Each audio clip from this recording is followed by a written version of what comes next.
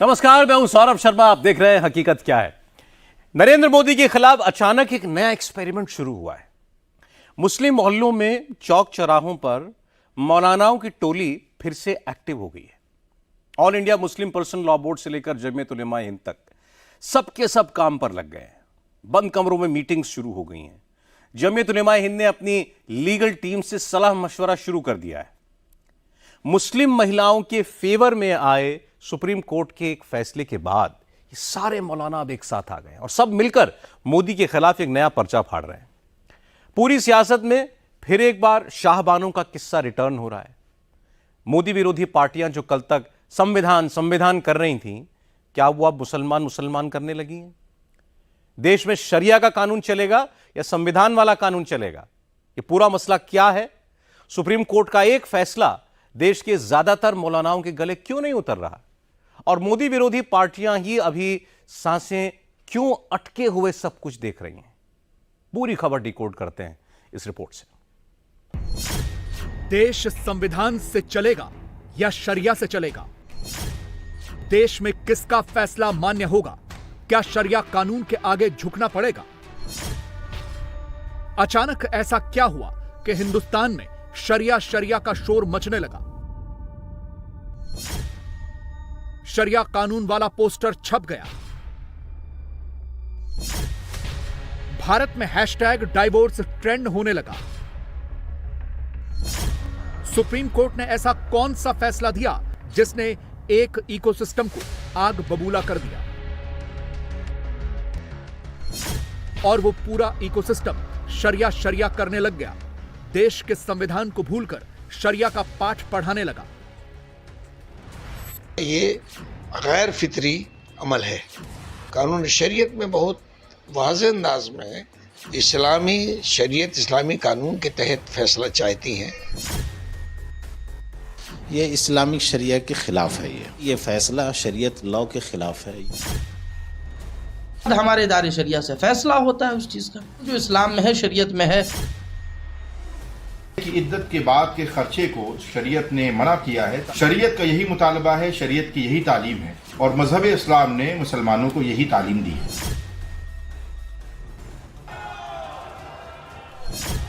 2024 में मोदी के खिलाफ पूरा चुनाव संविधान के नाम पर लड़ा गया। सड़क से लेकर संसद तक कैमरे पर संविधान की लाल कॉपी ही लहराई गई। कांग्रेस ने हर प्लेटफॉर्म पर संविधान का ही हवाला दिया। लेकिन जो इकोसिस्टम कल तक संविधान संविधान की रट लगा रहा था, क्या वही इकोसिस्टम अब मुसलमान मुसलमान वाली लाइन पर चलने लगा है? लग तो ऐसा ही रहा है, क्योंकि अब मोदी विरोधी इकोसिस्टम देश में संविधान की नहीं, अचानक शरिया की वकालत करने लगा है। शरिया को संविधान से ऊपर समझने लगा है। और यह सब हुआ है तेलंगाना, जहां कांग्रेस की सरकार है। वहां के एक केस पर आए फैसले के बाद मुस्लिम महिलाओं को लेकर सुप्रीम कोर्ट के दिए इस एक फैसले ने मुस्लिम महिलाओं के लिए एक नई लकीर खींच दी है। और वो लकीर ये है कि तलाक के बाद मुस्लिम महिलाएं भी अब अपने शौहर से गुजारा भत्ता यानी मेंटेनेंस के लिए कोर्ट का दरवाजा खटखटा पाएंगी। पहले आपको संक्षिप्त में ये पूरा केस समझा देते हैं और फिर आगे की बात करेंगे। यह मामला तेलंगाना के हैदराबाद के एक मुस्लिम परिवार का है। मार्च 2019 में एक मुस्लिम महिला ने हैदराबाद की एक पारिवारिक अदालत में याचिका दी कि उसके पति अब्दुल समद ने उसे 3 तलाक दे दिया है। उसने सीआरपीसी की धारा 125 के तहत 50,000 रुपए मासिक भरण पोषण की मांग की। कोर्ट ने जून 2023 में हर महीने 20,000 रुपए गुजारा भत्ता देने का निर्देश दिया। इसके बाद अब्दुल समद ने पारिवारिक अदालत के आदेश को तेलंगाना हाईकोर्ट में चुनौती दी और तर्क दिया कि उसने साल 2017 में मुस्लिम पर्सनल लॉ के मुताबिक तलाक लिया था और अपनी पूर्व पत्नी को इद्दत अवधि के दौरान भरण पोषण के तौर पर पहले ही 15,000 रुपए का भुगतान कर दिया था। हाईकोर्ट ने गुजारा भत्ता की राशि घटाकर 10,000 रुपए महीना कर दी। फिर अब्दुल समद ने इस फैसले को सुप्रीम कोर्ट में चुनौती दी। सुप्रीम कोर्ट ने न सिर्फ उसकी याचिका खारिज कर दी, बल्कि अपने फैसले में यह तक कह दिया कि तलाकशुदा मुस्लिम महिला सीआरपीसी की धारा 125, जो अब भारतीय नागरिक सुरक्षा संहिता की धारा 144 है, उसके तहत अपने पति से गुजारा भत्ता की हकदार है। और इसके लिए वो याचिका दायर कर सकती है। देश की सर्वोच्च अदालत का इतना कहना था कि शरिया को सपोर्ट करने वाला इकोसिस्टम एक्टिवेट हो गया और सबने मिलकर पूरे देश में शरिया कानून वाला नैरेटिव बिल्ड करना शुरू कर दिया। अजीबो गरीब लॉजिक देने शुरू कर दिए, सुप्रीम कोर्ट के फैसले को ही क्वेश्चन कर दिया। ये जो मेंटेनेंस का जुमला जो है कि वो अपने शौहर से जब तक के वो दूसरी शादी ना कर ले या जब तक वो हयात से है, जब तक मर न जाए, शौहर से मेंटेनेंस लेना, ये इस्लामिक शरिया के ख़िलाफ़ है। ये इस्लाम में ऐसा सिस्टम नहीं है और ये इससे एक मर्दों पर एक और ज़्यादा एक ज़्यादती होगी। अपनी बात तो बता सकते हैं कि ये फैसला शरीयत लॉ के ख़िलाफ़ है, ये तो है। जो हमारी बहनें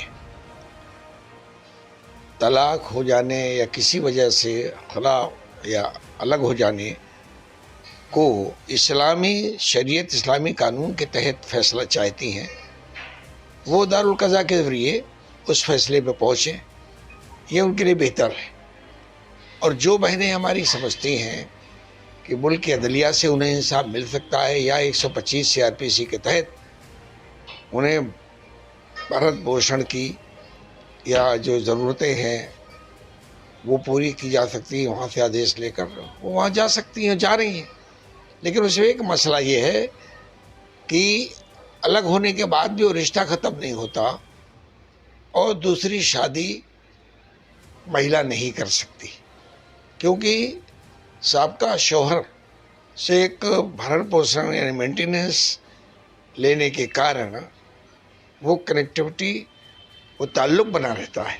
ये मैं आपको वाज़ेह कर दूं, जो इस्लाम में है, शरीयत में है कि जब वो तलाक हो गई, जब वो निकल गई तलाक से, निकाह से निकल गई वो, तब उसमें कुछ रहा ही नहीं है उसके पास, तो वो क्या देगा, क्या देगा। और ये देखिए सबसे बड़ी बात ये है कि अगर आप इस तरीके से आप देखेंगे कि हर लोग देते रहेंगे, तो जो आई है, जो मान लीजिए जो दूसरा निकाह करता है इंसान, जो एक मुसलमान दूसरा निकाह करेगा, वो फिर उसको कहाँ से देगा जो उसकी दूसरी वाली वाइफ होगी।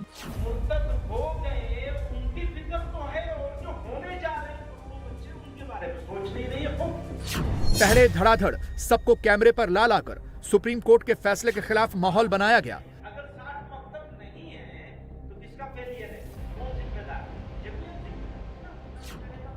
फिर दिल्ली में जमीयत उलेमाए हिंद की मीटिंग की कॉल दे दी गई। लीगल टीम को फोन कॉल चला गया। मकसद एक था, इस फैसले के खिलाफ सेंटिमेंट क्रिएट करो, इसे मुस्लिम पर्सनल लॉ में दखल अंदाजी डिक्लेयर कर दो। ये देश जो है वो संविधान से चलता है या शरीयत से चलेगा? ये देश जो है वो कॉन्स्टिट्यूशन से चलता है या जो है वो किसी समाज के अपने नियमों से चलेगा? ऐसा नहीं होता। ये जो निर्णय है ये मुल्क के लिए भी, महिलाओं के लिए भी, मानवता के लिए भी और मज़हब के लिए भी है। आज पूरी दुनिया में ट्रांसफॉर्मेशन हो रहा है, आज पूरी दुनिया में सुधार हो रहा है, लेकिन आप न सुधरने को तैयार हैं न सुधारने को तैयार हैं। बार बार सुप्रीम कोर्ट को या कोर्ट्स को क्यों याद दिलाना पड़ रहा है कि आपके संवैधानिक अधिकार क्या है, सामाजिक जिम्मेदारियां क्या हैं? एक ही उसका कारण है कि हर जो सामाजिक सुधार है उस पर सांप्रदायिक वार करने की कुछ लोगों की आदत हो गई है। और उनको मैं बिना मांगी सलाह यही दूंगा कि वो तंग तालिबानी तंबू से बाहर निकलें और तंग तालिबानी तंबू से बाहर निकल के समाज की तरक्की, तालीम और ट्रांसफॉर्मेशन को प्राथमिकता दें, तरजीह दें। जब तक वो समाज की तरक्की, तालीम, ट्रांसफॉर्मेशन को तरजीह नहीं देंगे और तब तक वो इसी तरह से तंग तालिबानी तंबू में खुद भी बंद रहेंगे और समाज को भी बांध के रखने की कोशिश करेंगे। सुप्रीम कोर्ट के फैसले ने मुस्लिम महिलाओं में एक नई आस जगाई है। ये वो मुस्लिम महिलाएं हैं जो मोदी के हर बड़े फैसले से खुश दिखी हैं। मोदी ट्रिपल तलाक के खिलाफ कानून लेकर आए तो मुस्लिम महिलाओं ने मोदी सरकार को थम्स अप दिया। मोदी सरकार के हर फैसले से इन महिलाओं में एक उम्मीद जगी है। इसे हाल ही में हुए एक सर्वे से समझिए। देश की करीब 67% मुस्लिम महिलाएं शादी और तलाक के लिए कॉमन लॉ का समर्थन करती हैं। देश की 77% मुस्लिम महिलाएं नहीं चाहती कि मुस्लिम वर्ग के पुरुष एक से ज्यादा शादी करें। देश की 82% मुस्लिम महिलाएं चाहती हैं कि उनके समाज में प्रॉपर्टी के इनहेरिटेंस के लिए इक्वल राइट्स हों। इससे यह तो क्लियर है कि मुस्लिम महिलाएं शरिया की बंदिशों में बंध कर नहीं रहना चाहती, लेकिन पर्सनल लॉ की आड़ में छिपकर संविधान को ना और शरिया को हां कहने वाला इकोसिस्टम ऐसा होने नहीं देना चाहता, और इस वक्त वो बहुत ज्यादा तिलमिला रहा है। सुप्रीम कोर्ट ने मुतल्लका खातून, जिस औरत की तलाक हो गई है, उसको शौहर से, यानी जिस शौहर ने उसको छोड़ दिया है, उससे नान नफका यानी खर्चा वगैरह मांगने का हक है, ऐसा सुप्रीम कोर्ट ने आदेश दिया है। अब शरीयत ने कोई पाबंदी नहीं रखी है कि साबिका शौहर या साबिका बीवी उसकी किसी भी जिंदगी में दखल अंदाजी करे, उसके निजी मामलात में कोई दखल दे। यही वजह है कि इद्दत के बाद के खर्चे को शरीयत ने मना किया है, ताकि जो साबिका बीवी या साबिका शौहर है उसकी निजी और पर्सनल जिंदगी में किसी भी तरीके का कोई इंटरफेयर ना हो। शरीयत का यही मुतालबा है, शरीयत की यही तालीम है। नोट करने वाली बात यह है कि कांग्रेस पार्टी को 2024 के चुनाव में मुस्लिम वर्ग की महिलाओं ने दिल खोलकर वोट दिया। मुस्लिम वर्ग की बदौलत ही राहुल और राहुल की पार्टी 52 से 99 सीट पर पहुंच पाई। 2024 के चुनाव में कांग्रेस को 38% मुसलमानों के वोट मिले। इंडी अलायंस को अब की बार 42% मुसलमानों के वोट मिले। कांग्रेस के 7 मुस्लिम सांसद जीत कर आए हैं। उन राहुल गांधी की टाइमलाइन पर मुस्लिम महिलाओं के फेवर में आए सुप्रीम कोर्ट के फैसले के बाद पूरी तरह सन्नाटा पसरा है, और इसकी भी एक वजह है।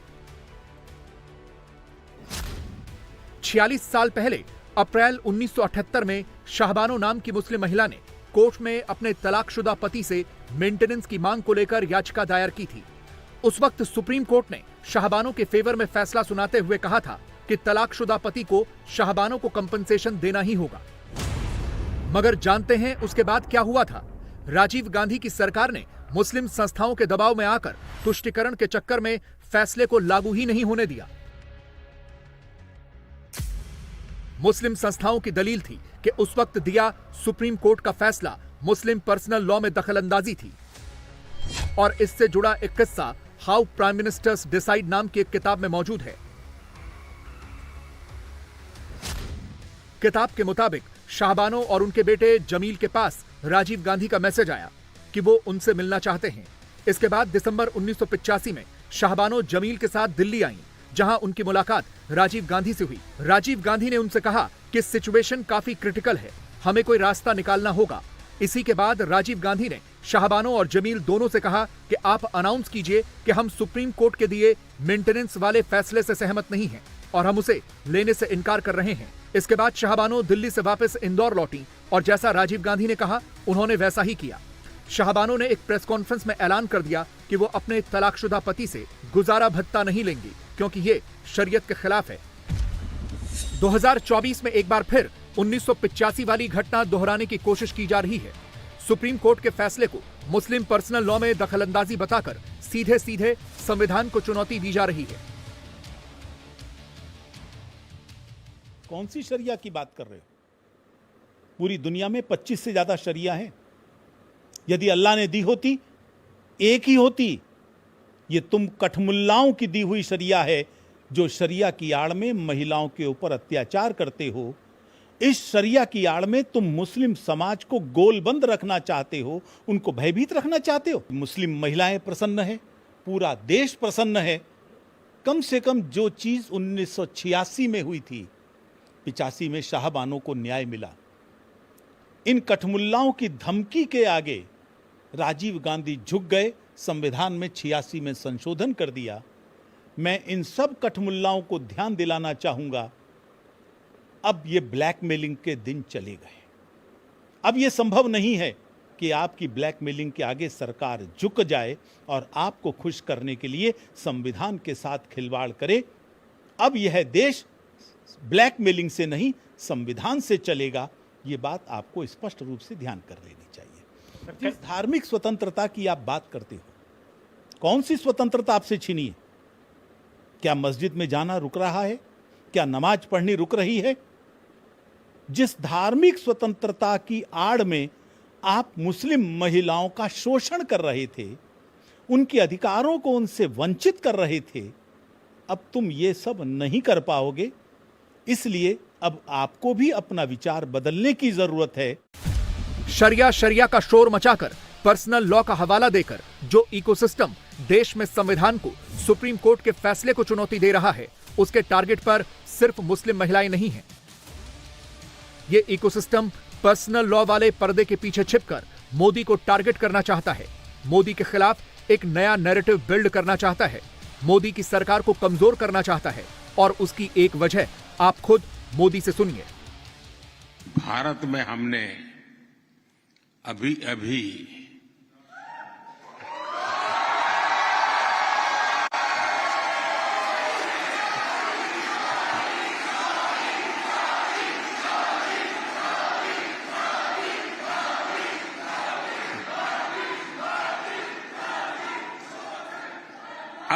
हमने लोकतंत्र का पर्व आन बान शान के साथ मनाया है। देश में जनता ने अपना मैंडेट दिया है और देश ने मैंडेट क्या दिया?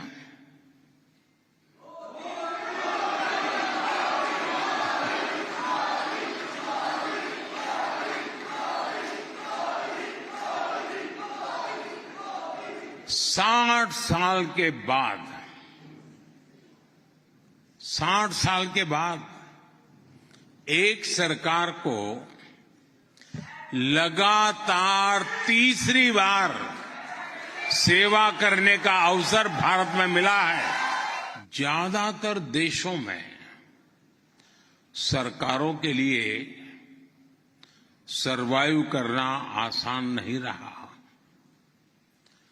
दोबारा चुनकर आना तो एक प्रकार से बहुत बड़ा चैलेंज रहा है।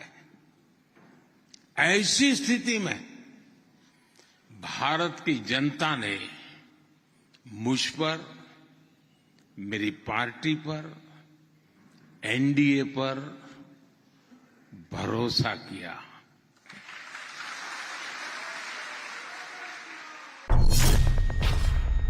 मुस्लिम महिलाओं पर सुप्रीम कोर्ट के फैसले के बाद हो रहे शोर शराबे की टाइमिंग भी नोट करने वाली है, क्योंकि एक फैसला आने वाला है। रिपोर्ट्स के मुताबिक शुक्रवार को यूसीसी की रिपोर्ट सार्वजनिक हो सकती है। रूल मेकिंग कमेटी ने यूसीसी के प्रावधानों का पूरा मसौदा तैयार कर लिया है। 400 पन्नों की रिपोर्ट लोगों के बीच रखी जाएगी। इस कानून को अक्टूबर तक लागू करने की तैयारी है। मुझे इमाम नौकर नहीं चाहिए, मुझे मेरी कौम के लिए सैयद चाहिए, सादात चाहिए। इसीलिए एक हफ्ते पहले से ही बहकाने और भड़काने वाला प्रोग्राम शुरू कर दिया गया है। माइक पकड़ने वाले वो मौलाना हैं जो खुद को मुस्लिम वर्ग का रहनुमा समझते हैं, मगर दिन रात मोदी मोदी करते हैं और भड़काने वाली बातें कह कहकर मुसलमानों को डराने का काम करते हैं। ये वाकई फिक्रमंद है। हम सीने पे गोली खाने वाले हैं, पीठ पे गोली नहीं खाएंगे इंशाअल्लाह। याद रखिएगा, बिल्कुल याद रखिएगा। आंखों में आंखें डाल के जीना है, आंख चुरा के नहीं जीना है, ना अपनों से ना परायों से। जिंदा कौमें हालात से घबराती नहीं है। हालात से घबराने वाले लोग वो होते हैं जो मुर्दा होते हैं। इसी खुशफहमी में मत रहिए। अगर हम मुसलमान हैं तो हर जमाने में हमारा इम्तिहान होगा। मुझे यूपी की सरकार के एसटीएफ ने 2-2 मरतबा तलब किया है। मुकदमा बहुत सारे लोगों पे है, लेकिन तलबी मेरी हो रही है। बस मुल्क में एक मुहलिक बीमारी फैली है, फिरका वाराना तनाव की बीमारी। इससे मुकाबले का सबसे मौसर रास्ता यह है कि पसमानदगी के दलदल से निकलने के सारे सेहतमंद रास्तों पर चला जाए। क्या हासिल करना है हमको इस कुर्बानी से कि मणिपुर से लेकर और कश्मीर तक, कन्याकुमारी से लेकर कश्मीर तक और हरियाणा से लेकर मणिपुर तक, हर इलाके से मुअज़्ज़ज़ लोगों की, जिम्मेदार लोगों की, कुर्बानी देने वालों का मजमा है। ये वो लोग हैं कि जो इनमें से अगर 10% कहीं जमा हो जाए तो हवा का रुख बदल सकते हैं। अल्हम्दुलिल्लाह। नहीं कहना चाहता लेकिन कहता हूं इस बात को। हम हिंदुस्तान की, भारत की सारी पॉलिटिकल पार्टीज को मुसलमानों के पास सारी पॉलिटिकल पार्टीज के लिए दरवाजा खोलना चाहते हैं। लेकिन अगर किसी ने मुसलमानों की शनाख्त ही मिटाने का नियत कर ली हो, उन्हें यह मंजूर ना हो कि मुसलमान मुसलमान रहे, तो फिर क्या होगा? रास्ता रहेगा हमारे पास? नहीं है। इनकलाब आएगा तो तामीर मिल्लत होगी। मौलाना मदनी एक तरफ हर सियासी पार्टी से जुड़ने की बात करते हैं, फिर दूसरी तरफ बिना नाम लिए बीजेपी को टारगेट करते हैं, और ये लिस्ट लंबी है। किसी और से नहीं है, हमारी लड़ाई तो हमारी खुद से है। मैं उन्हीं का जिक्र करता। इसमें जमात इस्लामी हिंद के अध्यक्ष और हैदराबाद में all India Muslim personal law board के उपाध्यक्ष सैयद सदातुल्लाह हुसैनी का भी नाम है। कुछ दिन पहले ही इन्होंने भी माइक पकड़ा था और हर 2 मिनट में 24 से आगे का ट्रेलर दिया था। सैयद सदातुल्लाह हुसैनी ने राहुल की वाहवाही की और सेक्युलर पार्टियों का हवाला देकर आने वाले दिनों में मोदी के खिलाफ एक नई पटकथा लिखी थी। इस इलेक्शन ने 2-3 बड़े अहम मैसेजेस दिए हैं। मैं उन्हीं का जिक्र करते हुए अपनी मुख्तसर बात खत्म करूंगा। सबसे अहम मैसेज यही है कि इस इलेक्शन ने उम्मीद जगाई है कि इस मुल्क के अवाम से मायूसी की जरूरत नहीं है। फिरका परस्ती को, सांप्रदायिकता को, कम्युनलिज्म को जिस क्लैरिटी के साथ, जिस वाज़ेह तरीके से इस इलेक्शन ने मुस्तरद किया है, रिजेक्ट किया है, जिन जिन इलाकों में कम्युनल स्पीचेस हुई, जहां जहां प्राइम मिनिस्टर ने जहर घोलने की कोशिश की, उन सब जगहों पर अवाम ने फिरका परस्ती को रिजेक्ट किया है। तो यह बहुत ही ताकतवर मैसेज है कि अगर हम सब मिलकर इस मुल्क के अवाम से अपने ताल्लुकात मजबूत करें, उनके ज़मीर पर दस्तक देने की कोशिश करें, तो यहां बड़ी बेदारी लाई जा सकती है और फिरका परस्ती और फिस्तायत के जहर को खत्म किया जा सकता है। एक लंबी जिदोजहद के लिए हम तैयार हों। अभी भी फिरका परस्ती का जहर खत्म नहीं हुआ है। इस इलेक्शन ने सेकुलर पार्टियों को भी मैसेज दिया है कि जिन जिन रियासतों में सेकुलर पार्टियां, सेकुलर लीडर्स हौसले के साथ आगे आए, जुर्रत के साथ आगे आए, अपने उसूलों के सिलसिले में उन्होंने कमिटमेंट का मुजाहरा किया, वहां लोगों ने उनको जीत दिलाई। और जहां वो तजब्जुब के शिकार रहे, कंफ्यूजन के शिकार रहे और सॉफ्ट हिंदुत्व की पॉलिसी अख्तियार की, आप इलेक्टोरल रिजल्ट्स का मैप उठाकर देख लीजिए, ऐसी तमाम जगहों पर उन्हें शिकस्त हुई है। तो हमें सेकुलर लीडरों को, सेकुलर पार्टियों को अवाम का यह मैंडेट याद दिलाना चाहिए। संविधान को पीछे करके शरिया का शोर हो या मोदी के खिलाफ इंडी अलायंस और मौलानाओं का सीक्रेट गठजोड़ हो, 24 से आगे की कहानी शुरू हो चुकी है और इन सब के निशाने पर हमेशा की तरह फिर एक बार नरेंद्र मोदी ही हैं। योगी की तैयारी 15 दिन बाद की थी, लेकिन चुनौती पहले ही एक साथ आ गई। खतरा यूपी के 13 जिलों पर आया है, लाखों लोगों पर सीधे इंपैक्ट पड़ा है। इतने बड़े खतरे से निपटने का योगी प्लान क्या है? योगी खुद ग्राउंड जीरो पर जाकर तैयारी चेक कर रहे हैं। नई चौकियां बनाई जा रही हैं, लोगों से सीधे संवाद कर रहे हैं। योगी कुछ ऐसा करने वाले हैं जो यूपी में किसी ने कभी नहीं किया, क्योंकि वक्त कम है, चैलेंज बहुत बड़ा है।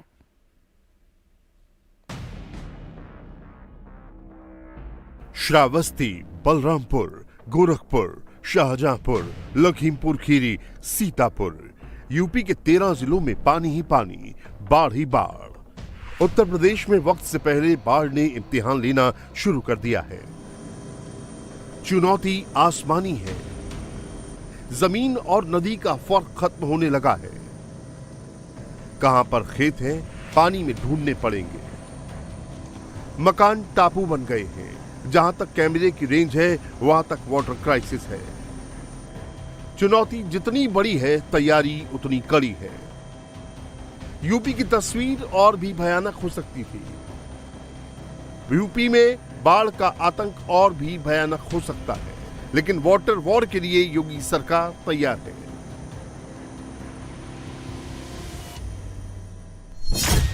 राप्ती नदी में और सरयू जी में बाढ़ अगस्त के अंत तक या सितंबर तक देखने को मिलती थी। इस बार ये बाढ़ पहली बार जुलाई प्रथम सप्ताह में देखने को मिलते हैं। योगी सरकार बाढ़ आने से पहले की तैयारी में है।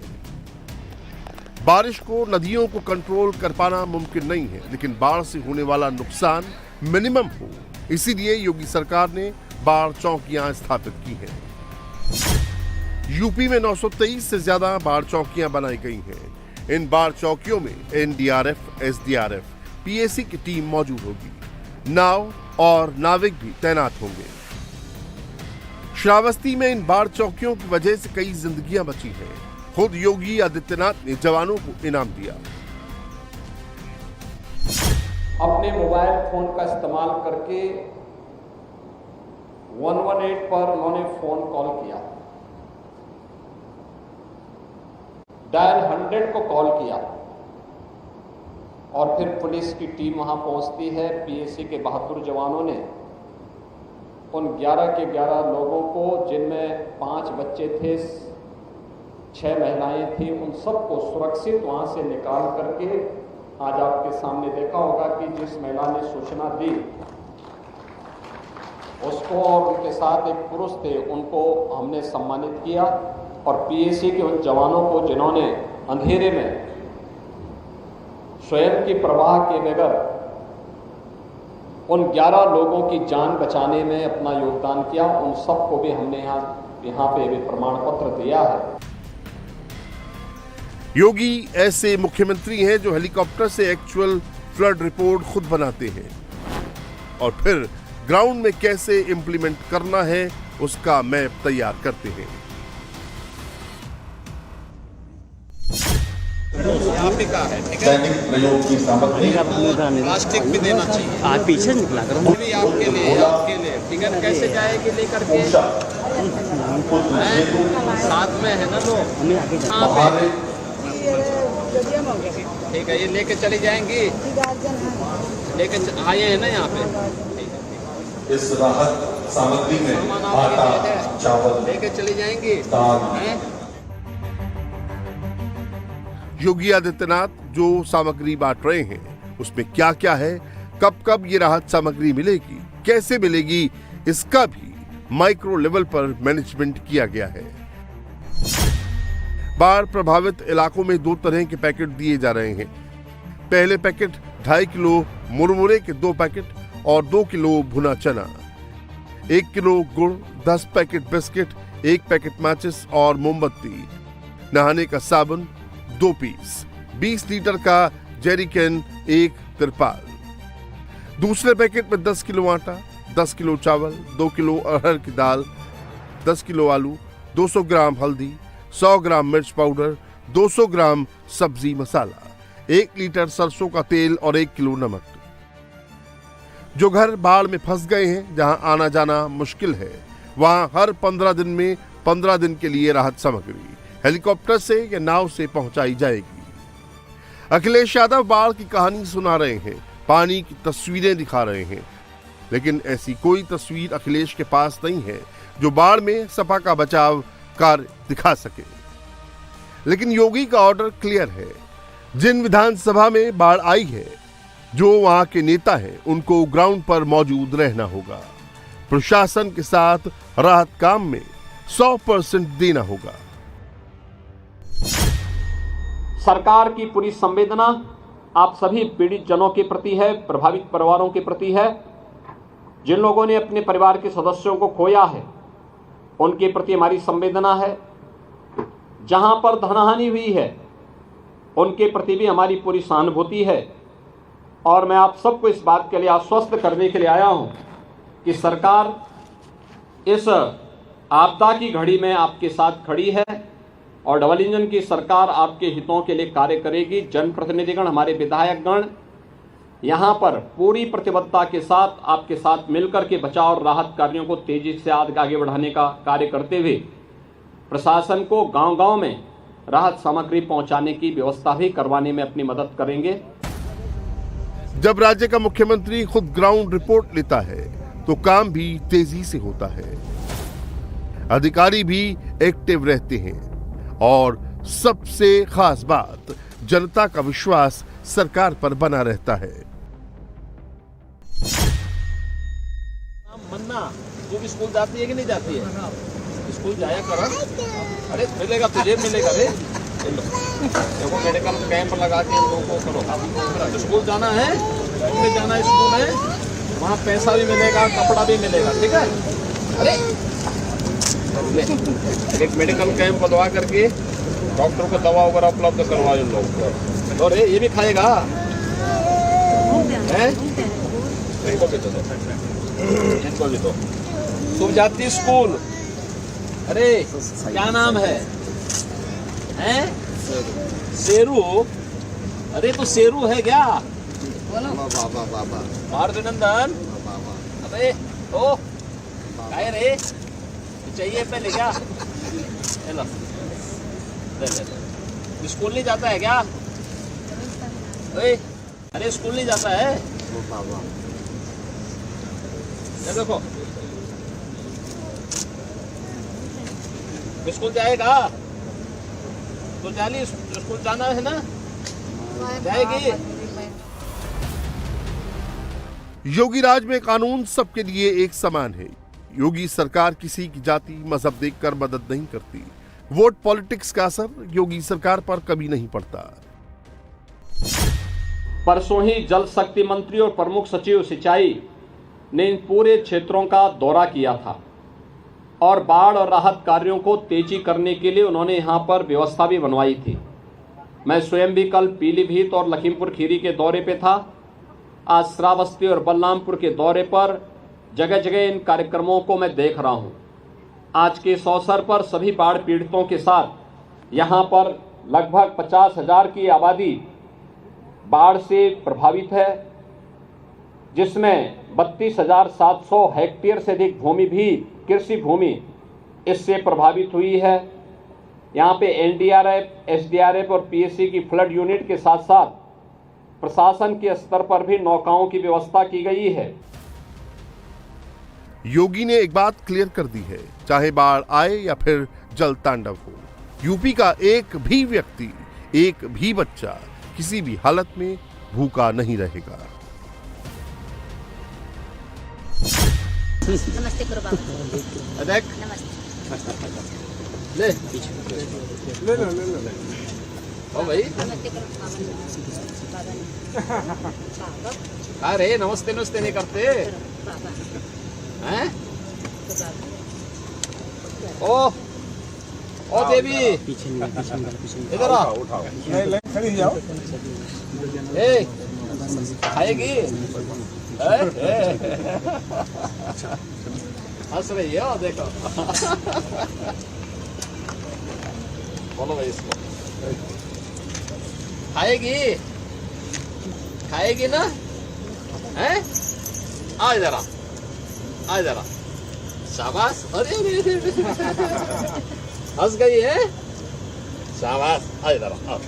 अच्छा ये ले। बच्ची का क्या नाम है?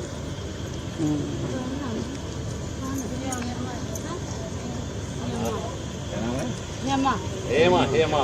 अरे वाह, अरे वाह, खा लिया रे इसने। कितना की है? तो भी खोल के खाएगा? एक खोल के खिलाओ इसको। पकड़ पकड़।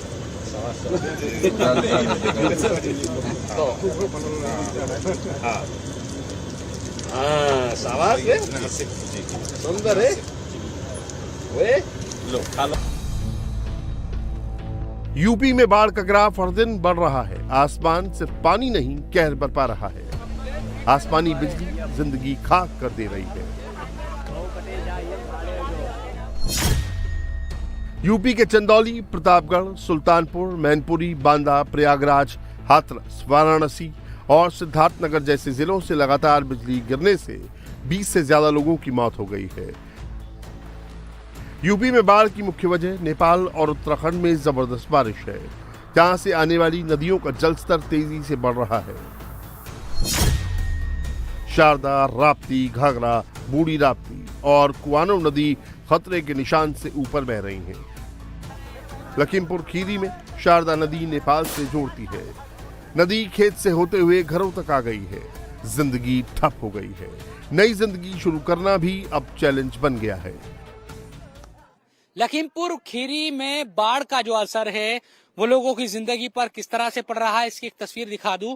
मैं इस वक्त शारदा नदी पर हूं और मेरे जो दाईं तरफ आप देखेंगे तो आगे पूरा जो रास्ता है वो टूट गया है, गाड़ियां नहीं चल रही है और कई शादियां हैं आज।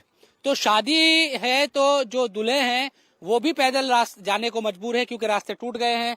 आपकी तो शादी है, गाड़ी नहीं जा पा रही आगे? नहीं जा रही है। अच्छा, क्या हुआ है वहाँ पर? वहाँ पे बता रहे हैं ब्लॉकिंग है और सब गांव के लोग रोड पे हैं। रोड पे आ गए हैं? हाँ जी। तो आप कैसे जाएंगे इधर से? भाई नाव जाएंगे। नाव से जाएंगे जी। तो आगे कहाँ खड़ी है नाव? आगे अब बात करेंगे, ले जाएगा तो जाएंगे, नहीं तो वापस चले जाएंगे। तो शादी कैसे होगी फिर? नहीं होगी, पासपोर्ट करेंगे आगे, पासपोर्ट करेंगे आगे, पोस्टपोन कर देंगे, आगे बढ़ा देंगे। और हालात देखिए कि किस तरह के है, क्या स्थिति है वहाँ। ये हालात है यहाँ और बारात भी नाव से जा रही है क्योंकि सड़क बह गई है, रेलवे जो पटरी है, रेलवे की रेल लाइन वो बह गई है और शारदा नदी अब गांव-गांव में जो पानी है, अब ये नाव चलेगी तो दूल्हा भी अपनी ससुराल तक पहुंच पाएगा। लखीमपुर खीरी में शादी के लिए रिस्क लिया जा रहा है, लेकिन जब तक बहुत जरूरी ना हो, बाढ़ की हालातों के बीच सुरक्षा पहले देखनी चाहिए।